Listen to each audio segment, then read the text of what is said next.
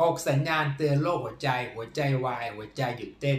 หัวใจครับคืออวัยวะที่ประกอบด้วยกล้ามเนื้อและภายในครับถูกแบ่งออกเป็น4ห้องครับก็จะมี2ห้องบนและ2ห้องล่างครับอยู่บริเวณส่วนกลางใต้กระดูกหน้าอกของเราค่อนข้างไปทางซ้ายเล็กน้อยครับหัวใจครับมีหน้าที่สูบฉีดเลือดนำพาออกซิเจนและสารอาหารครับไปยังทุกส่วนของร่างกายของเราหัวใจซีกขวาครับก็จะรับเลือดที่ใช้แล้วจากร่างกายของเราแล้วครับสูดฉีดไปยังปอดเพื่อรับออกซิเจนครับเลือดครับที่มีออกซิเจนสูงครับก็จะไหลกลับไปยังหัวใจด้านซ้ายครับและก็จะถูกสูบฉีดเลือดครับผ่านเส้นเลือดใหญ่ไปยังทุกส่วนของร่างกายของเราครับผมสวัสดีครับผมโค้ชโจสุขภาพดีเราปั้นได้ฟังคลิปจนจบครับคุณจะรู้ว่า6สัญญาณเตือนโรคหัวใจวายหัวใจหยุดเต้นก่อนอื่นครับก็อยากให้ทุกคนครับฝากกดติดตามเพื่อจะได้ไม่พลาดความรู้เกี่ยวกับการลดน้ำหนักรวมถึงการดูแลสุขภาพกันนะครับทั้งทางเฟซทาง YouTube รวมถึงทาง TikTok เลยครับผมถ้าพร้อมแล้วเราไปลุยกันเลยครับผมโรคหัวใจครับเป็นโรคครับที่ส่งผลต่อการทำงานของหัวใจผิดปกติไปครับโรคหัวใจครับสามารถครับแบ่งย่อยออกเป็นหลายแบบด้วยกันนะครับทุกคนเช่นโรคลิ้นหัวใจรั่วโรคกล้ามเนื้อหัวใจอ่อนแรงเยื่อหุ้มหัวใจอักเสบครับผม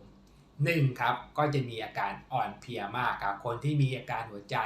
จะรู้สึกเหนื่อยจนนะครับไม่สามารถทำงานทำกิจวัตรประจำวันต่างๆได้นะครับทุกคนเพราะว่าเมื่อครับมีอาการเกี่ยวกับหัวใจครับระบบไหลเวียนเลือดครับก็จะลดลงทำให้มีการปวดเมื่อยตึงเครียดในกล้ามเนื้อครับซึ่งทำให้เกิดอาการครับอ่อนเพลียได้ง่ายครับไม่ค่อยที่จะมีแรงและไม่อยากที่จะทำอะไรครับดังนั้นหากเกิดอาการอ่อนเพลียมากกว่าผิดปกติครับเราควรครับรีบไปพบแพทย์หรือทำการตรวจวินิจฉัยให้แน่ใจกันเลยนะครับผม2มีอาการเจ็บปวดอย่างรุนแรงครับบริเวณหลังแขนหรือหน้าอกครับเหมือนมีคนมากดเป็นสัญญาณครับเงียบๆของการโรคหัวใจครับเมื่อเซลล์กล้ามเนื้อของต่างๆของเราเริ่มขาดออกซิเจนและส่งผลครับให้เกิดอาการเจ็บปวดซึ่งเมื่อเกิดอาการโรคหัวใจครับหลอดเลือดหัวใจจะถูกปิดกั้น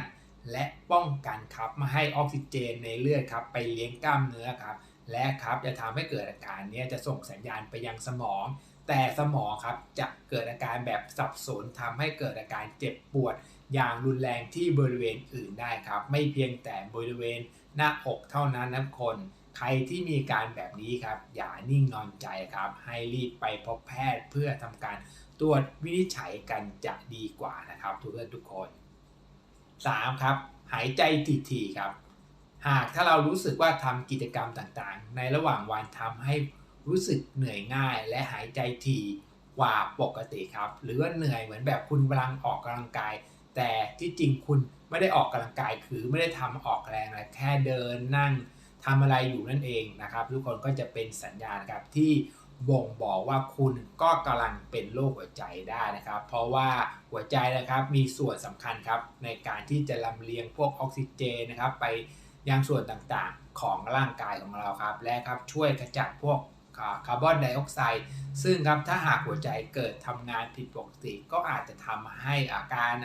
หายใจถี่หายใจลำบากหายใจขัดใครที่มีการแบบนี้ครับก็อย่านิ่งนอนใจครับรีบไปพบแพทย์จะดีที่สุดครับผม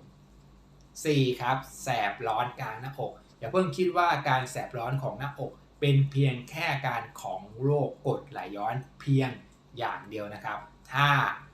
หากครับอาการแบบนี้ที่คุณไม่เคยเป็นระยะหลังๆเริ่มมาเป็นแบบนี้บ่อยๆก็แล้วก็ไม่เคยเป็นระยะหลังๆและเริ่มเป็นแบบนี้บ่อยแบบมีการหนักขึ้นจะส่งผลนะทำให้คุณไม่สามารถทำอะไรนั่นอาจจะเป็นสาเหตุของโรคหัวใจได้เพราะว่าโรคหลอดเลือดหัวใจตีบก็สามารถทำให้เกิดอาการแสบร้อนที่กลางหน้าอกได้เช่นกันครับดังนั้นครับให้รีบไปพบแพทย์ตรวจเช็คจะดีที่สุดครับผม5ท้องไส้ปั่นป่วนครับสัญญาณเตือนโรคหัวใจบางครั้งครับก็จะมีการขึ้นไส้อาเจียนมีการเจ็บปวดแบบมวนท้องครับไม่สบายท้องหรืออาการแบบลำไส้ปั่นป่วนแบบอยู่ดีๆก็เป็นครับไม่ได้เกิดจากการกินอาหารกันนะครับถ้าเรามีการแบบนี้บ่อยๆอย่าชะล่าใจกันเลยครับรีบควรไปพบแพทย์เพื่อตรวจเช็คกันดีกว่าครับผม6ครับปวดบริเวณคอ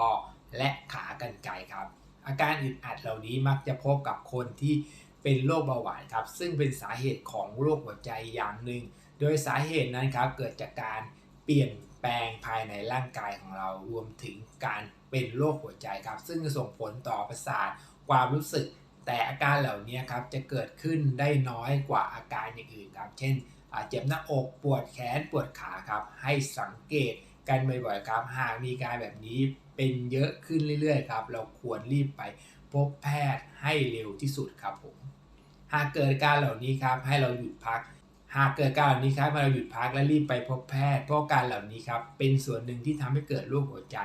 และอาจทำให้เราเป็นหัวใจวายหรือโรคหัวใจล้มเหลวตามมาถ้าเราไม่ได้รับการรักษาที่ถูกต้องจะทำให้กล้ามเนื้อหัวใจของเราขาดเลือดไปเลี้ยงหัวใจทำให้หัวใจหยุดเต้นรวมถึงสมองขาดออกซิเจนครับกลายเป็นอัมพฤกษ์อัมพาตหรืออาจเสียชีวิตได้เลยนะครับทุกคนผมโค้ชโจครับจะสรุปให้กับทุกคนครับ 1. จะมีการอ่อนเพลียมากๆจะรู้สึกเหนื่อยง่ายครับ 2. ครับมีการเจ็บปวดอย่างรุนแรงบริเวณหลังแขนขาและหน้าอกของเราครับ 3. ครับจะหายใจถี่ๆหายใจไม่คล่องเหมือนกับ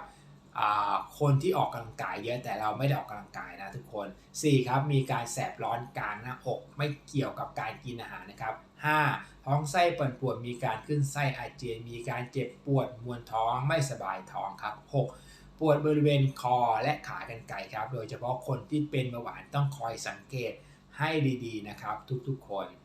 ถ้าใครถูกใจคลิปนี้ครับก็อย่าลืมกดถูกใจกดไลค์กดแชร์ครับเพื่อจะได้ไม่พลาดวิดีโอดีๆกันครับและมาเจอกันใหม่กับช่องโค้ชโจสุขภาพดีเราปั้นได้ครับใครที่มีปัญหาสุขภาพครับก็พิมพ์ใต้คลิปนี้ครับเดี๋ยวผมโค้ชโจจะมาตอบให้กับทุกๆคนครับผม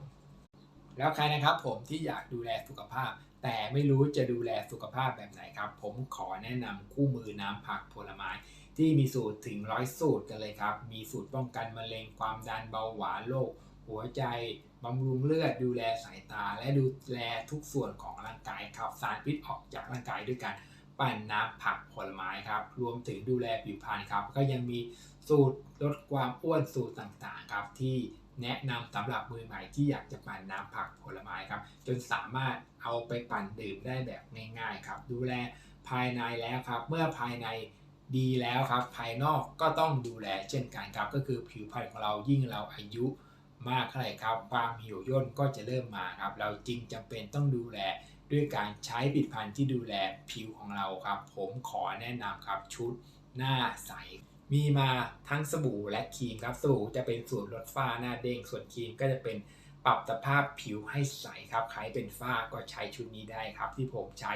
ตอนที่หน้าโดนไฟครับผมก็ใช้ชุดนี้ดูแลผิวพรรณทำให้หน้าของผมหายด้วยการใช้ชุดหน้าใสนี้ครับปลอดภัยได้เลยครับรวมถึงการปั่นน้ำผักผลไม้ทั้งภายในดีภายนอกดีครับถ้าเกิดใครสนใจครับก็กดสั่งได้เลยนะครับเพื่อนๆทุกคน